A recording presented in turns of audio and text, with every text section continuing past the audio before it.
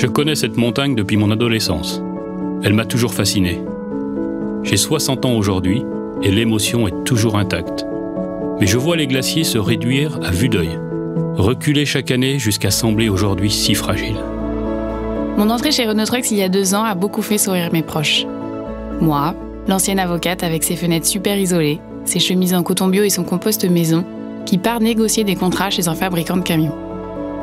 Ben oui, c'est justement parce qu'il y a des choses à faire, des combats à mener, qu'il faut aller dans l'industrie. Et je pense sincèrement que mon savoir-faire est sur ce terrain. Le réchauffement climatique est une réalité et nous sommes tous individuellement responsables de nos décisions et de nos actes.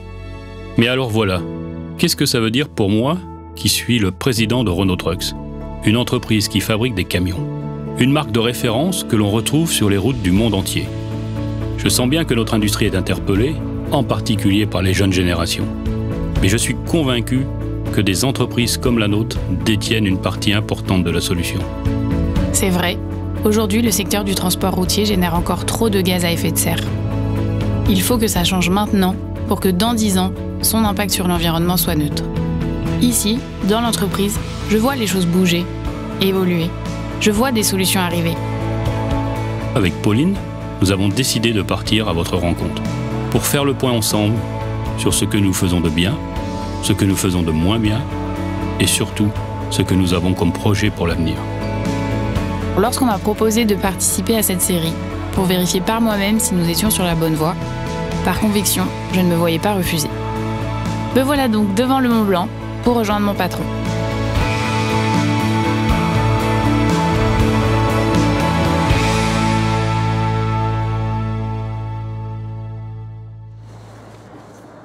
Bonjour Pauline.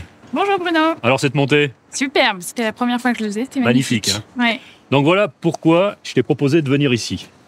Donc c'est la mer de glace. Et moi tu vois, je venais ici à la fin des années 70, j'avais une quinzaine d'années. Et en fait on descendait à pied, la glace était 200 mètres plus haut. Et on avait accès directement sur la mer de glace.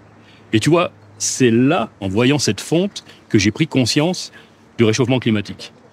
Alors ce que je te propose, on a rendez-vous avec un géomorphologue et il va nous expliquer, il va nous donner tous les détails de l'effet en fait du réchauffement climatique sur la montagne et sur les glaciers.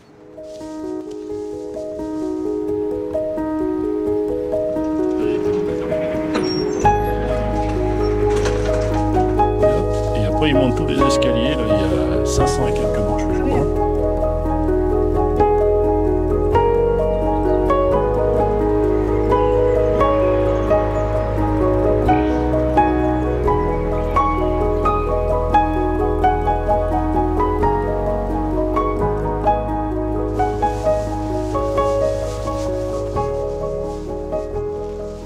Bonjour Ludovic. Bonjour Bruno.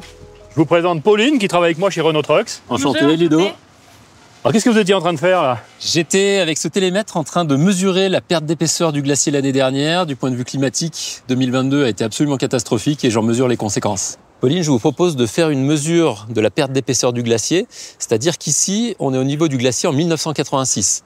On voit le glacier tel qu'il est aujourd'hui en 2023. On va regarder combien il a perdu. Donc il s'agit simplement d'un télémètre laser. Il faut appuyer sur Fire pendant 2 secondes, là, entre les grottes par exemple, pour avoir une valeur. 160 mètres. 160 mètres d'épaisseur. Donc ça veut dire qu'on a perdu 160 mètres en 35-40 ans.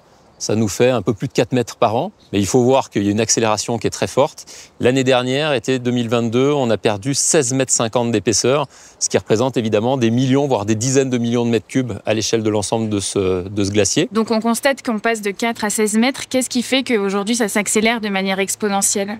Ici, on est vraiment aux premières loges pour observer les effets du changement climatique avec le retrait du glacier, sa perte d'épaisseur, le glacier qui se couvre complètement de dépôts. Et puis on peut regarder aussi la végétation qui tend à remonter en altitude puisque les espèces végétales sont adaptées à certaines conditions de température.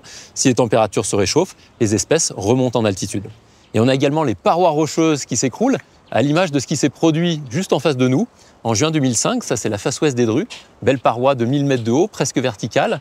Et en juin 2005, donc, elle a perdu 800 000 tonnes de granit. Ah oui. Ça, c'est lié à ce qu'on appelle la dégradation du permafrost, c'est-à-dire le réchauffement des terrains gelés en permanence. Ce gel permanent permet la présence de glace dans les fissures, et cette glace, elle a un rôle de ciment. On parle de ciment de glace, de béton de glace. Et tout simplement, si on fait fondre le ciment des montagnes, des pans entiers de versants peuvent se déstabiliser. C'est ce qui s'est produit ici au Dru en 2005. Et il n'y a pas de raison que ça aille mieux? Il n'y a pas véritablement de raison, malheureusement, puisque les scénarios climatiques sont tous très négatifs d'ici la fin du siècle. Donc on s'attend à ce que le glacier disparaisse autour des années 2045-2050. Même si aujourd'hui on arrivait à stabiliser les températures telles qu'elles sont aujourd'hui, le glacier, comme il est en déséquilibre complet avec le climat, il va de toute façon continuer à se retirer pendant au moins plusieurs décennies. Donc au mieux, on peut limiter la casse, si on peut dire les choses ainsi, mais le glacier ne va pas revenir, en tout cas dans les prochaines décennies ni les prochains siècles. Ludovic, merci pour votre temps. Merci pour toutes ces explications. Plaisir, bonne journée à vous.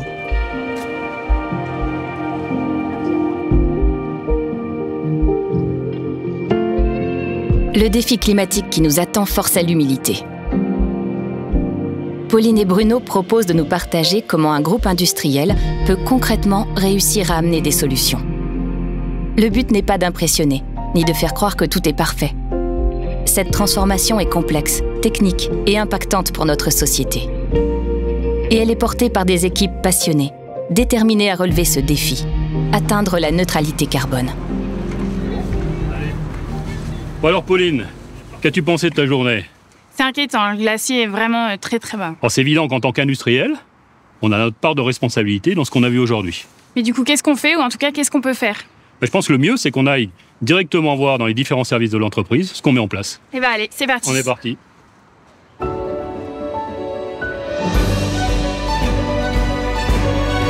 Ici, on compte récupérer un peu plus de 5 gigawattheures par an d'électricité, ce qui permet d'alimenter 36 camions pendant un an. 100 fois plus que si on avait utilisé du biodiesel.